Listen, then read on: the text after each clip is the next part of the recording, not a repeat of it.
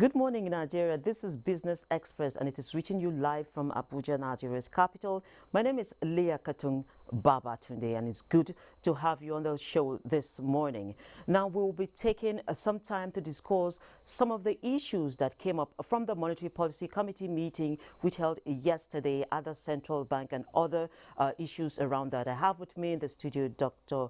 Chijioke Ekechiku. He's an economist, and he was also at one point in time the Director General of the Abuja Chamber of Commerce. You're welcome to Business Express. Thank you very much. It's my pleasure. Oh, okay, great. So let's just start the discussion straight. The MPC maintained rates yesterday. We've also seen a case of a steady climb in inflation figures, and we're expecting the GDP not so good by the end of this year. Now, how would you situate these, and also considering a slowdown in manufacturing PMI? In response to the lockdown, the CBN did a lot of interventions. One of those interventions was to ensure that interest rates are reduced and that credit facilities are restructured by commercial banks and other financial institutions.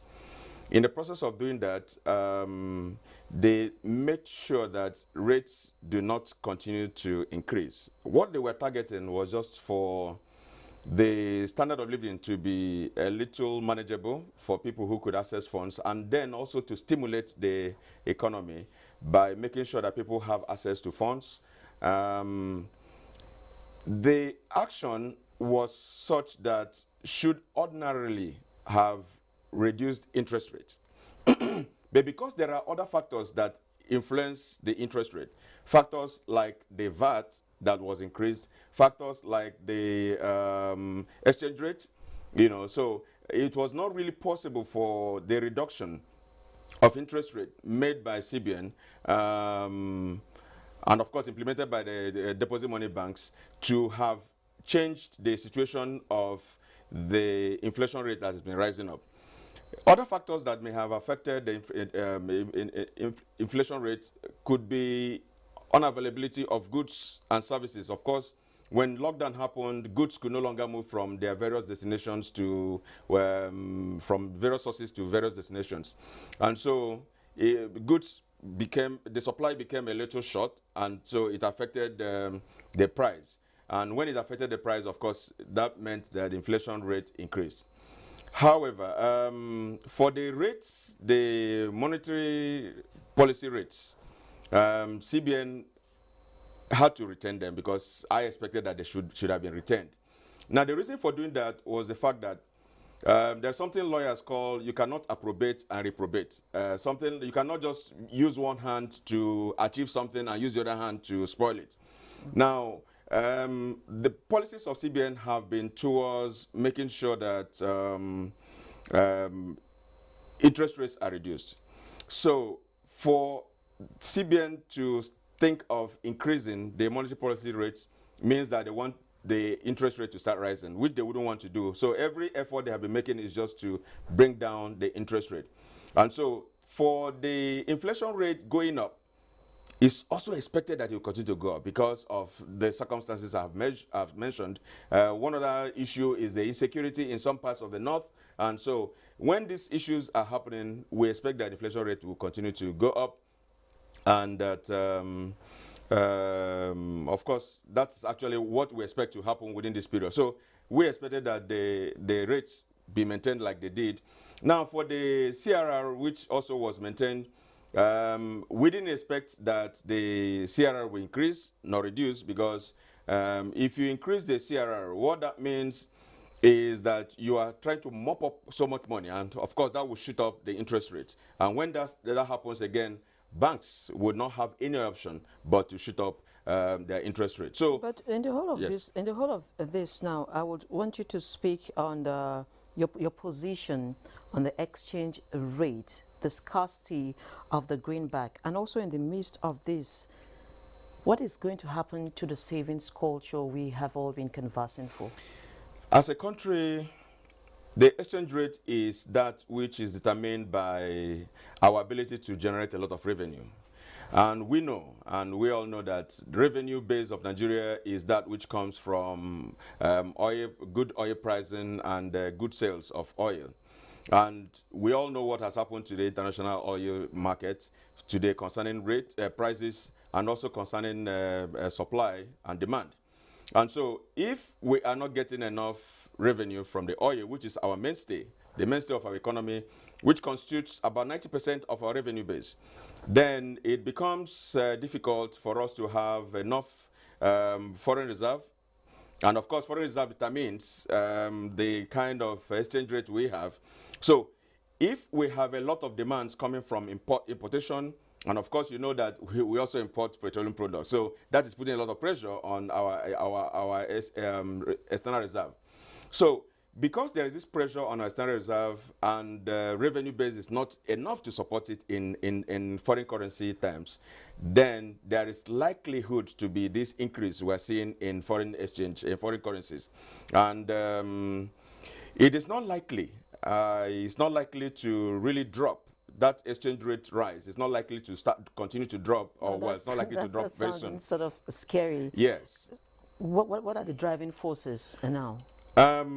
For this to happen, for us to have a little reduction or some kind of stability in the exchange rate, we need to stabilize the foreign exchange market. We need to ensure that the demand for foreign currencies are met. And how would the demand be met?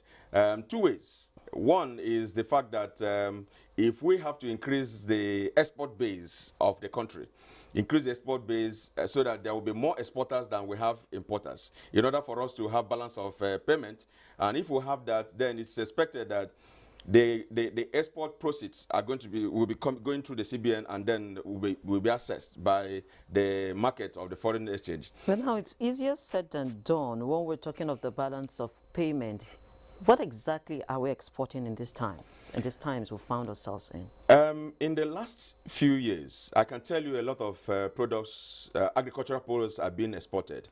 Many people may not know, except you will not know that a lot of agricultural products are being exported. We're talking about cashew nuts, we're talking about ginger, we're talking about cotton, some of those that were not in high production before are being produced right now because of certain interventions coming up from the CBN.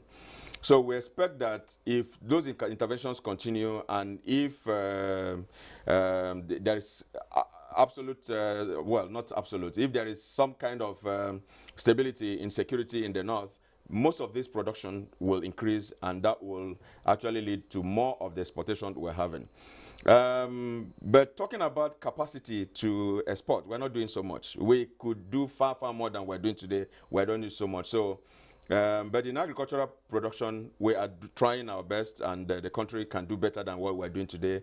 And to be able to do more than we're doing today, every state that exists today has their own capacity to produce certain crops that do well in their areas.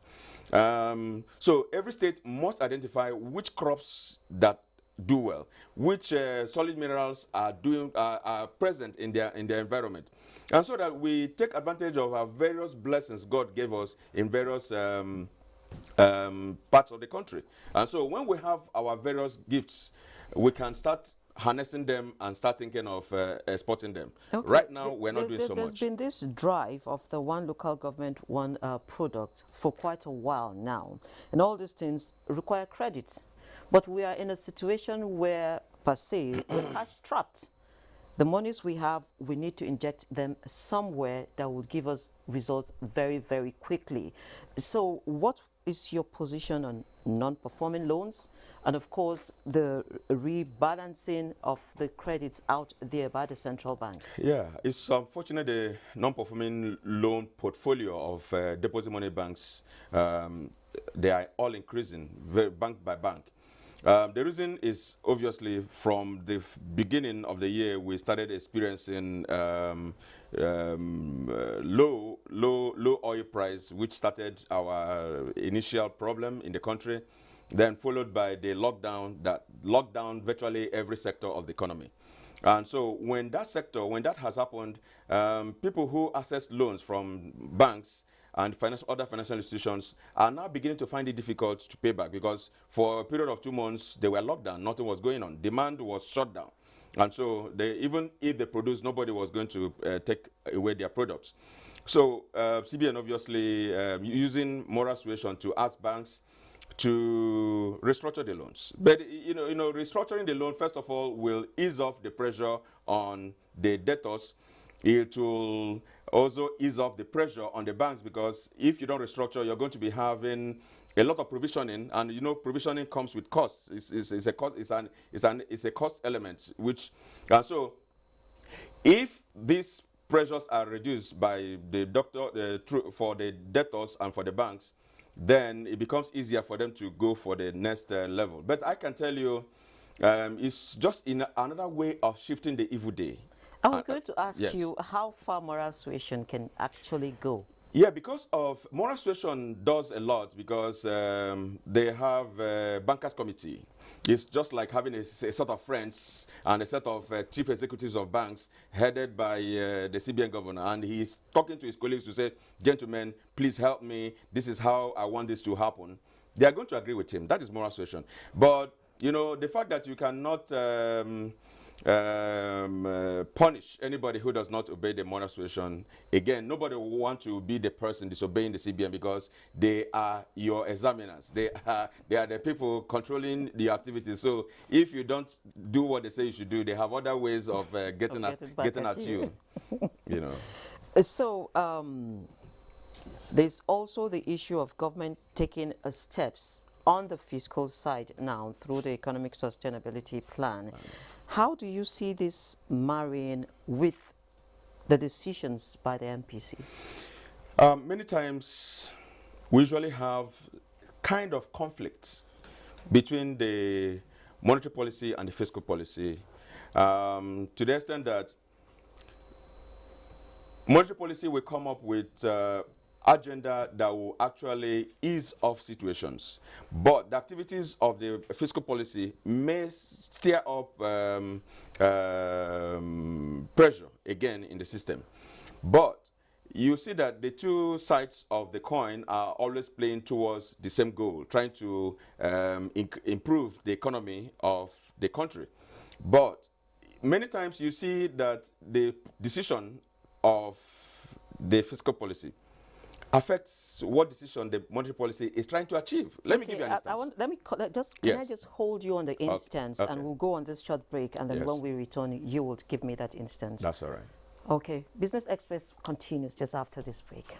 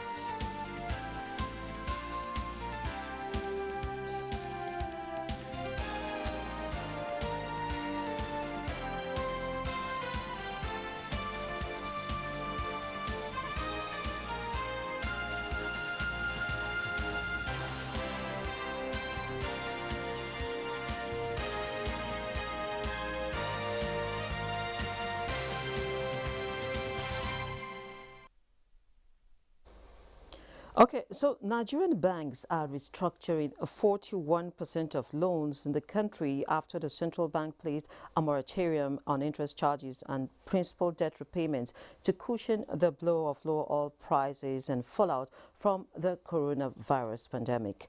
Now, the CBN Governor Godwin Emefiele, while fielding questions after the MPC meeting, said loans worth 7.8 trillion naira to 35,640 customers are being reorganized out of the 18.9 trillion naira in credit across the country. He added that 22 of the nation's lenders are involved in the transaction. 0.27 billion naira have been approved and funded by the CBN under our 100 billion naira credit support intervention for the healthcare industry. The program is designed to increase the nation's research and development activities that will help support the development of Nigeria-made vaccines, drugs, and herbal medicines.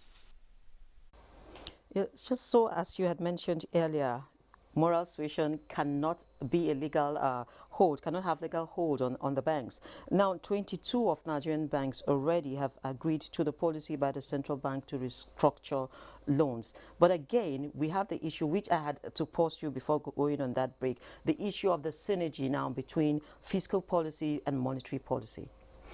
Yes, that synergy should be there always.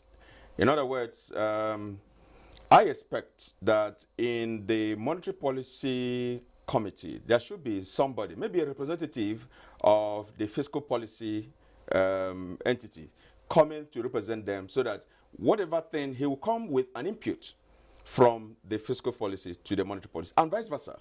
Now, the reason for doing this is that so that both the fiscal policy and the monetary policy will be heading towards the same goal. Now, a situation where a decision is taken by the fiscal policy and it distorts what goal the monetary policy is about to achieve, is always one thing that we see we experience in this country. An example, for example, was the fact that the monetary policy was doing everything to make sure the inflation rate is reduced. Doing everything to reduce it. It used to be as high as 14 and came down to today is about 12.56 or thereabout. Now, what increased it was a decision taken by fiscal policy to increase VAT from 5 to 7.5. Okay? Now, I am not saying it is a wrong thing, but what I'm saying is that that's the kind of conflict we talk about. So what should actually have happened is the fact that when this kind of decision is taken, the CBN will have to adjust their own program, in order for that not to have a serious adverse effect. So what has happened is that it has affected inflation, which CBN was trying to bring down. So those are the kind of synergy we're talking about should happen. And but I'm sure we can see that they are doing so well to control and manage that synergy in order for them to have a common goal. These factors you've thrown up have also affected our sort of relationship and partnership with not only regional bodies but also continental and the intercontinental bodies. I'll take, for instance, now the convergence criteria for the ECO by the ECOWAS sub-region, for instance. We are just nowhere in meeting the key criteria, and inflation, as you have rightly mentioned, is one of them. This also same scenario is affecting our active repositioning ourselves, because we weren't there at the beginning of the AFCFTA. How can we marry these external factors now with the factors on ground? As the leading economy in Africa, and as the most populous country in Africa, we should take the lead in most of the decisions happening in the region. Talking about even the larger region of Africa, and then of course the sub-region of ECOWAS. For our currency, I know there have been a whole lot of differences between and among countries in West Africa. Some politics, which, if you can agree with me, happening, and These are the things that need to be resolved. And they said he who comes to equity must come with clean hands. Sure. If you don't come with clean hands in the negotiation table for ECO, then there will be personal interest of one local country against interest of another foreign country having interest in the local economy and things like that. So those are the things that have not been resolved. And until everybody comes to the table with clean hands and with free mind, then it may be difficult to even actualize ECO, if you ask me. Okay, so yes. What would be your thinking on the AFCFTA and Nigeria? Nigeria will obviously benefit more from AFCFTA more if we actually harness the potentials we have. That agreement should be able to benefit Nigeria if we are a net exporter of goods and services. And today, we're not yet a net exporter. Now, if we're not, what is going to happen is that many other countries that are not even within Africa are going to be bringing in their goods into some other neighboring African countries. And because of the agreement signed, move all those goods into the country. You know, so if we're a net exporter of goods, then we are going to be benefiting so much from this. But of course, having said this, it also gives us an opportunity to expand our markets. Before, many institutions have had their markets just localized.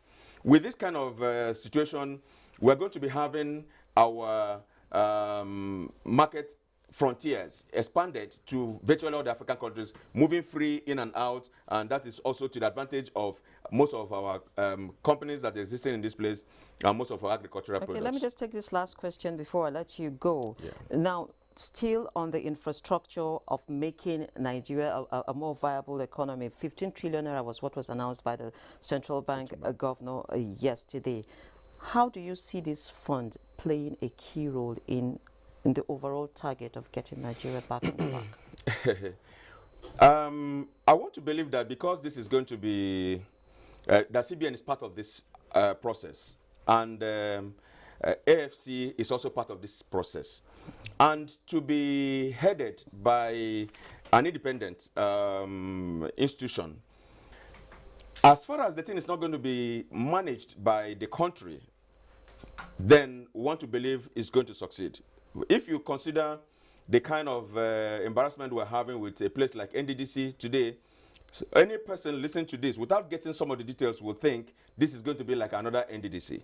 But I want to believe that this is going to be different because it's going to be managed by CBN, and when CBN is managing a thing, you can be a little sure that some level of discipline will be there. And of course, AFC, being part of it, being part of the financiers of this, will also have to look into what they have funded.